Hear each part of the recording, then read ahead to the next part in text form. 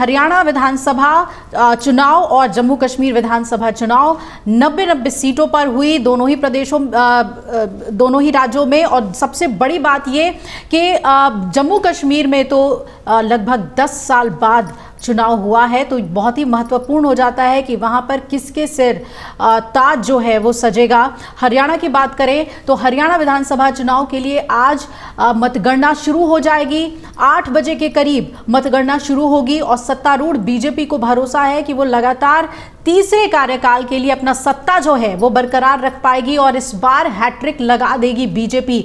दूसरी तरफ कांग्रेस को भी उम्मीद है कि कांग्रेस एंटी इनकम्बेंसी का फायदा उठाते हुए बीजेपी को सत्ता से बाहर कर देगी और इस बार जो है उसकी वापसी होगी।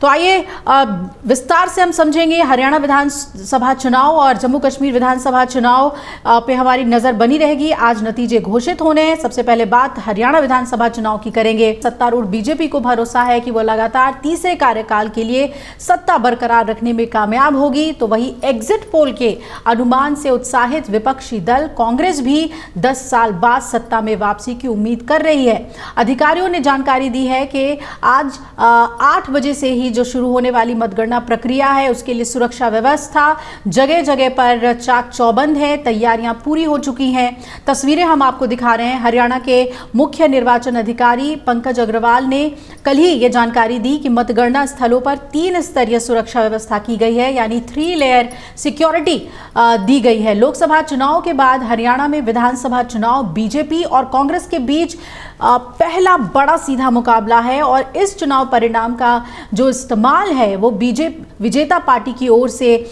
बाकी राज्यों में भी अपने पक्ष में माहौल बनाने के लिए किया जाएगा। आपको बता दें कि अगले कुछ महीनों में कई चुनाव होने हैं। बीजेपी, कांग्रेस, आम आदमी पार्टी, इंडियन नेशनल लोक दल, बहुजन समाज पार्टी और जेजेपी जननायक जनता पार्टी, साथ ही आजाद समाज पार्टी इस बार चुनाव मैदान में है।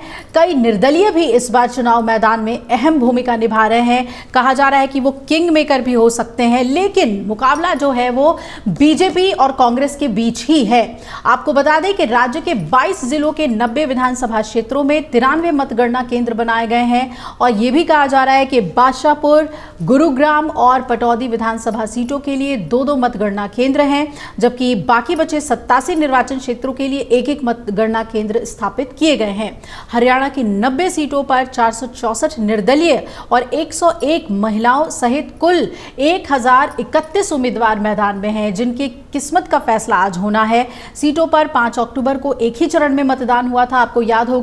और हरियाणा पुलिस के महानिदेशक शत्रुजीत कपूर ने कहा कि मतगणना के लिए व्यापक सुरक्षा व्यवस्था की गई है। हर क्षेत्र पर पुलिस कर्मियों की तैनाती की गई है। थोड़ी देर में मतगणना शुरू हो जाएगी 8 बजे के करीब और रुझान आने शुरू हो जाएंगे सीट दर सीट। आपको बता दें कि सभी सीटों के जो रुझान हैं हम आप तक तेजी से पहुंचाएंगे और टेली के जरिए सटीक नतीजे जो हैं आप तक पहुंचाएंगे। वही एग्जिट पोल की बात करें तो हरियाणा में कांग्रेस की जीत का अनुमान जताया गया है, जहां 67.90% मतदान हुआ। एग्जिट पोल के नतीजों को खारिज करते हुए हरियाणा के मुख्यमंत्री नायाब सिंह सैनी ने दावा किया है कि उनकी पार्टी बीजेपी आज पूर्ण बहुमत के साथ तीसरी बार सरकार बनाएगी और ये भी कहा कि जब 8 अक्टूबर को नतीजे घोषित होंगे तो कांग्रेस इलेक्ट्रॉनिक वोटिंग मशीनों को दोष देगी। दूसरी ओर कांग्रेस नेता और हरियाणा के पूर्व मुख्यमंत्री भूपेंद्र सिंह हुड्डा ने पूर्ण बहुमत मिलने का विश्वास जताया। हुड्डा को कांग्रेस के जीतने पर मुख्यमंत्री पद की दौड़ में सबसे आगे माना जा रहा है। वो दिल्ली भी पहुंच गए। बीजेपी नेताओं के इस दावे पर उनकी पार्टी सत्ता में वापस आएगी। हुड्डा ने इससे पहले कहा था कि बीजेपी और क्या कहेगी उन्हें नतीजे आने के बाद पता चल जाएगा।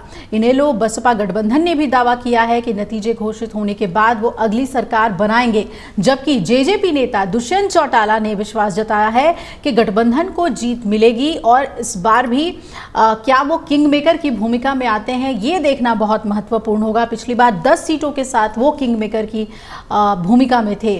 तो हरियाणा में अपने बलबूते चुनाव मैदान में उतरने वाले अरविंद केजरीवाल, उन्हें हालांकि जो एग्जिट पोल है उसमें एक भी सीट नहीं दिया गया, लेकिन क्या वो कुछ कमाल कर सकते हैं, ये देखना बहुत महत्वपूर्ण होगा।